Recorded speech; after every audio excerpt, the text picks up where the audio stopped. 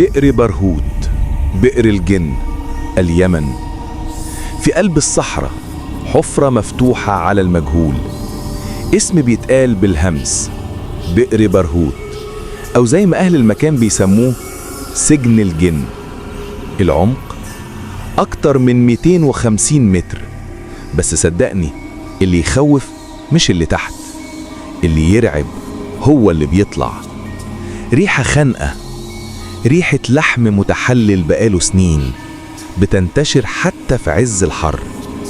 في طيور حلقت فوقه وفجأة وقعت، كأن في حاجة شدتها لتحت، ولا طير واحد رجع حي.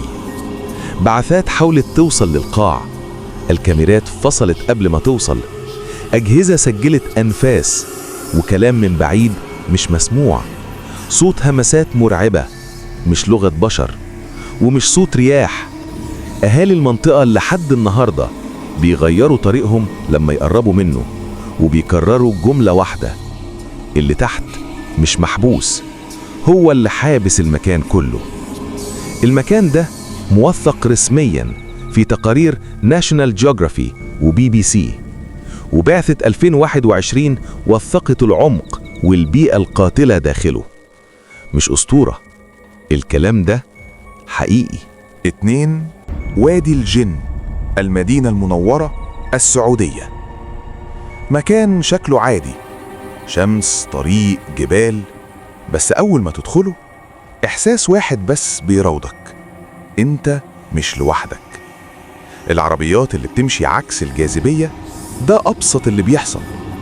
اللي محدش بيحكيه: ناس دخلت قبل المغرب وخرجت بعد الفجر، فاكرين إنهم كانوا جوه 10 دقايق. البوصلة بتفضل بتلف بسرعة رهيبة، والإشارة بتختفي، والصوت ضحك ملوش مصدر، وهمسات طالعة من قلب الجبال من غير ما تشوف حد. سكان المنطقة بيقولوا الجن هنا مش بيخوفك، هو بيسيبك تضيع نفسك بنفسك.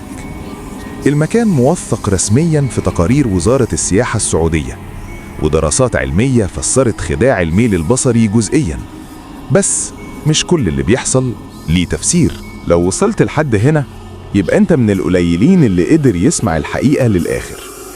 اشترك في القناة وفعل الجرس عشان اللي جاي أخطر. وسؤال الحلقة: لو قدامك فرصة تدخل مكان واحد بس، هتختار أنهي مكان وليه؟